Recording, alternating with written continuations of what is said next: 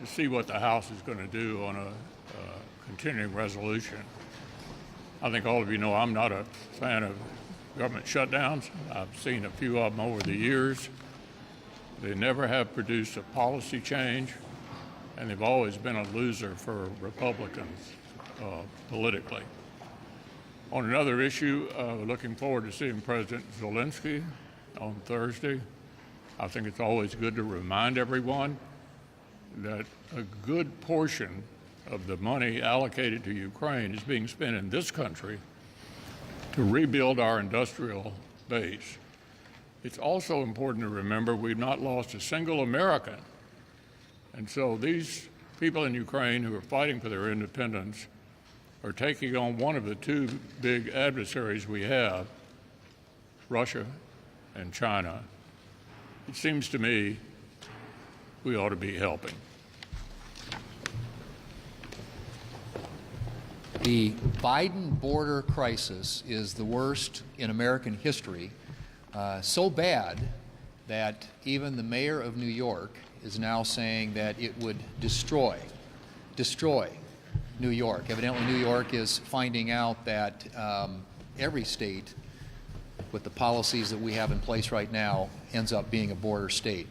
And in fact, just over the weekend, there were 20,000 encounters with people trying to come across the border illegally. And I don't think the August numbers are out just yet. They're supposed to be out by now. I don't think they are, but we expect that to be the highest number in the month of August of this entire year, which is a record. So clearly, this administration and cities like New York and Chicago, which are sanctuary cities, are learning what it's like and what border communities have been dealing with for a really long time. This is a 50-state issue. It's not a one-state issue, and it is clearly preventable. The Biden administration canceled the wall, eliminated all the common-sense border policies that were working very effectively before they came to office, and the consequence is an open border where literally millions of people now, over 6 million people, have been encountered trying to come across the border illegally, not to mention another 1.5 million or so gotaways. This is a preventable crisis, one that the Biden administration has chosen by their policies not to do anything about, and the American people and the cities in this country, large and small, are now having to deal with the consequences. Joe Biden has surrendered our southern border to criminals, to gang members, to drug dealers. This past month, we're looking at close to 250,000 individuals, illegal immigrants, coming across the border. And what happens? They vanish. The cartels that are running this is $1 billion sophisticated criminal enterprise, which is flooding our border with illegal immigrants and drugs. And from a criminal standpoint, they're coming from all around the world, from China, from Africa, from the Middle East. Border towns used to be Arizona and in Texas. But when you see the city council in Chicago and the mayor of New York all claiming that the illegal immigrants are destroying their cities, and remember, these are so-called sanctuary cities. Every state's been impacted. Certainly my home state of Wyoming is no exception. The fentanyl coming in across from Mexico is now a major killer in every state in the country. And our incompetent president and the Democrats continue with their head in the sand. And now what do they want to do? They want to defund ICE, Immigration Custom Enforcement. They want to use the money to set up a welcome wagon of housing and benefits for illegal immigrants. Look, the Republicans have the right idea to deal with the border. It's called Secure the Border Act of 2023. It involves technology, manpower, and a physical barrier to prevent illegal immigration. That's the way to provide security and safety to our communities and actually secure the border.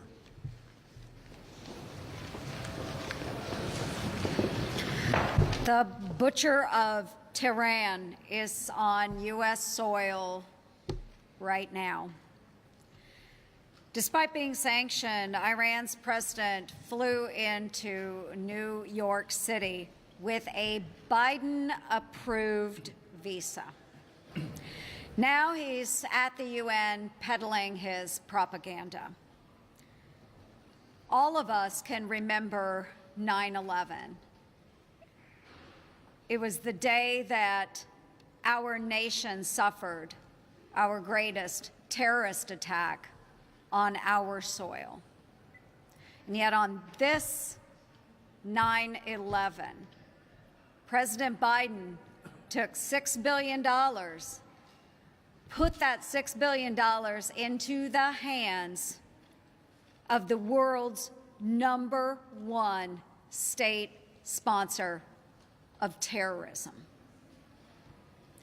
Biden is putting more Americans at risk by greenlighting Iran's violent activities and increasing its nuclear capabilities. This is a direct result of Biden's failed appeasement strategy. And I'm going to call Biden's bluff on this, folks. The world knows that Iran has already called Biden's bluff on this. His administration has to stop the pursuit of this flawed Iranian nuclear deal.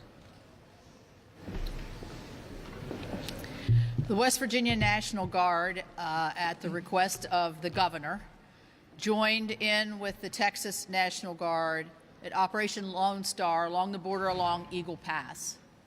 Our Guard members that went volunteered to go. And after talking with them just last week, I did talk with them. Over the course of 40 days, they encountered 10,000 illegal immigrants coming across. This is not at the ports of entry. This is aside from the ports of entry. To which one of the Guard members, young man, said the whole experience was shocking at what he saw. He saw children that were dehydrated, young babies that were not in good health conditions, crossing with their families being used as ways to get in. We also, one of the Guard members from West Virginia was a medical professional. She went down and administered medical help at the southern border to the Texas Guard and also the West Virginia Guard, and also any of the immigrants that needed it as they were coming in, the illegals. And they had not had health care down there at that portion of the border for the last 6 months.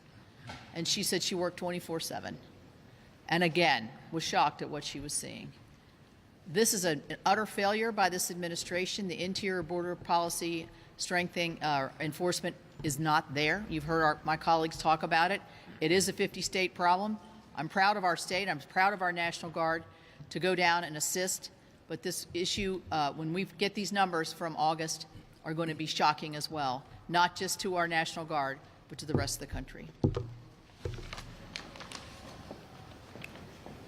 26 years ago, in 1997, is when Hong Kong was handed back to the Chinese by the UK. It's when the Titanic was a hit movie. It's also the last time that Congress passed all the appropriation bills before the end of the fiscal year. As we stand here today, we are now swimming in $33 trillion of debt. Deficits projected to be close to $2 trillion going forward. And this institution still can't get appropriations passed by the beginning of the next fiscal year. We were in the same position last year. We've been in this same position the last 25 years. And I guarantee you, unless something changes, we'll be right back here a year from now. We'll be right back here in 25, in 26, in 27, in 28, as we have now seen this occur over and over again. Will be the 26th consecutive year. It's no ifs, ands, or buts. The budgeting process in Washington is severely broken. We need to do two things. We need to stop the government shutdowns, pass the Prevent the Government Shutdown bill that Senator Langford and Senator Hassan have, this past committee, and put the pain back on Congress, not on the American people, if Congress is unable to do its job of getting the appropriations bills passed before the beginning of the next fiscal year. Without proper reforms and holding members of Congress accountable, we're on a runaway truck with no off-ramp. Leader McConnell. Leader McConnell. Do you have a reaction to Leader Schumer loosening the Senate dress code? And if Senate Republicans are back in the majority, would you require senators to wear a coat and tie and business attire on the Senate floor? Yeah, look, I think I'm pretty safe in saying most, if not all, Republican senators think we ought to dress up to go to work. And so I can't imagine that we're going to be wearing jeans on the Senate floor anytime soon. At what point is it proper for the Senate to get involved in this spending issue? I know they dealt with the bill last week, 91-7, but is the Senate past its point? Did the Senate lose time deferring so long to the House because it takes longer to process things over here, and is that going to cause a shutdown? There's so many variables in your question, Chad, that I can't predict in advance how this is going to unfold. What I do think is critically important to the American people is for the government not to shut down. That's job one. With regard to the appropriations process, it had been my hope that we'd be able to pass a series of minibuses, and I think the Speaker's hope that he'd be able to pass all 12. That still might happen, but it's... Not in the next week, though. I mean, that's why I'm asking about the timing of the Senate. It still might happen, but I can't predict exactly how this ends. We'll see what the House does and act accordingly. Senator McConnell. Leader McConnell. Do you support Speaker McCarthy's continuing resolution as written? Well, obviously, I support what the Speaker's trying to accomplish because he's trying to avoid a government shutdown and he's trying to help with an appropriations process so that we have something close to a normal process, which Steve just indicated we haven't had since 1997. So we're pulling for the Speaker and hoping we can move forward. Leader McConnell.